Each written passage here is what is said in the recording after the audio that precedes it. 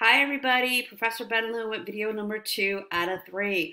In this video, I'm going to discuss the Bay of Pigs invasion, the Cuban Missile Crisis, and I'm going to discuss the Vietnam War protests. Those are the first 3 topics you can choose for Unit 2 discussion board.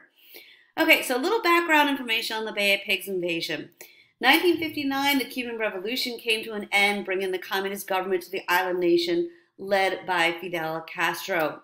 What a lot of people don't realize is the Bay of Pigs invasion was actually formulated during the presidency of President Eisenhower. And in fact, presidents always leave a letter, outgoing presidents always leave a letter on the White House desk to the incoming president.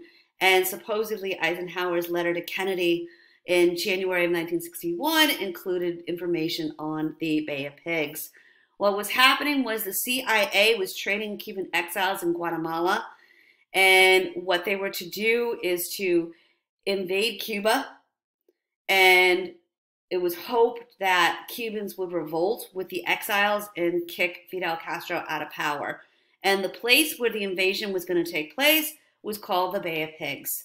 So the Bay of Pigs, the invasion actually occurred in April of 1961, a little less than 3 months after Kennedy had taken office. April of 1961, like I said, the Bay of Pigs invasion occurred. U.S. government was to aid the exiles with 2 airstrikes. After the first airstrike, the Kennedy administration figured the American government's cover had been blown. So Kennedy canceled the second airstrike, which is still a very emotional point for a lot of Cuban Americans to this day. About 1,200 exiles were taken prisoner and 100 were killed. President Kennedy ended up negotiating the release of those imprisoned exiles.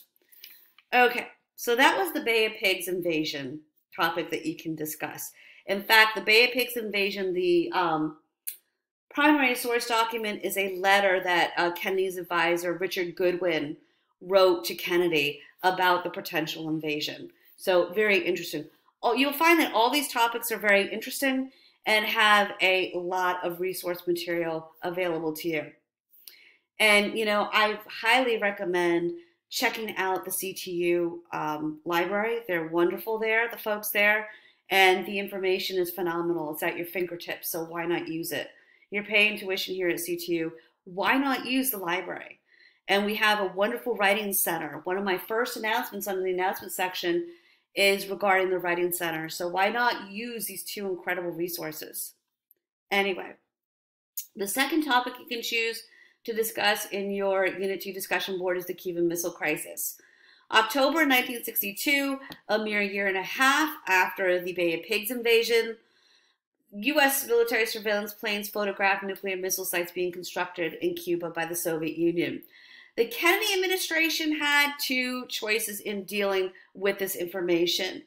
Firstly, number 1, they could order an invasion of Cuba, which, a year and a half after the Bay of Pigs, might not be the greatest idea. Secondly, place a naval blockade against Cuba, which the Kennedy administration agreed to do. They did agree to the naval blockade because it was feared that an invasion would lead to intervention by the Soviet Union. Negotiations during the Cuban Missile Crisis lasted a very tense 13 days. In fact, Kennedy's brother, Attorney General Robert F. Kennedy, wrote a famous book called 13 Days about his experience being a Kennedy cabinet member during the Cuban Missile Crisis. Sorry about that. The Cuban Missile Crisis was the closest the U.S. has ever been to nuclear war. In fact, it's interesting because off of Palm Beach, there's a place called Peanut Island. The Kennedys famously had a winter home in Palm Beach. Kennedy had a nuclear bunker in Peanut Island. So you used to be able to tour it, but they closed that down. But anyway, Cuban Missile Crisis again. Attorney General Robert F. Kennedy wrote of his experiences during the Cuban Missile Crisis during his famous book, 13 Days. Soviets removed the missiles from Cuba in exchange for the U.S. not to invade Cuba. What was not known to the American public for a long time until recent history was that in exchange for the Soviets removing their missiles from Cuba, we agreed to remove our missiles from Greece and Turkey. So interesting, because during the Cold War, kids were taught, well, darn it, we stare down the Soviets and they blinked and they moved those missiles from Cuba. Well, not exactly the whole story. So I think it's interesting. But that is the Cuban Missile Crisis topic that you can go over. The third and final topic I'm going to go over within this short video is the Vietnam War protests.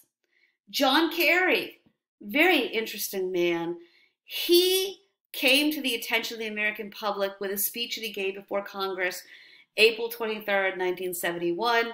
Kerry was a returning Vietnam War vet, and he had joined the group Veterans Against the War, and he was giving an impassioned speech in front of Congress saying how basically the war was a futile effort.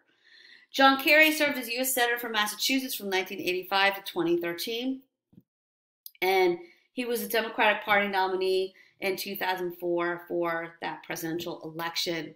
He served as Secretary of State under President Obama during his second term from 2013 to 2017. This covers his wartime experience in Vietnam. From 1966 until 1970, he served as lieutenant in the United States Navy fighting in Vietnam. The primary document in this case is his speech. And, I forgot to mention the Cuban Missile Crisis. The primary document is a speech Kennedy gave to the American public during the Cuban Missile Crisis.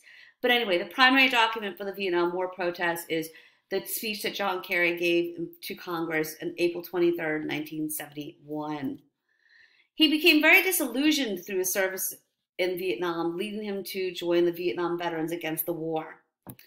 This group was formed in 1967 and consisted of veterans that had come home and now were vehemently opposed to the war. Kerry was chosen to give the speech before a congressional committee, and like I said, the speech was given April 23rd, 1971. All right, so those are the first three topics that you can choose from. I will see you for video 3, where we will be going over the last 3 topics.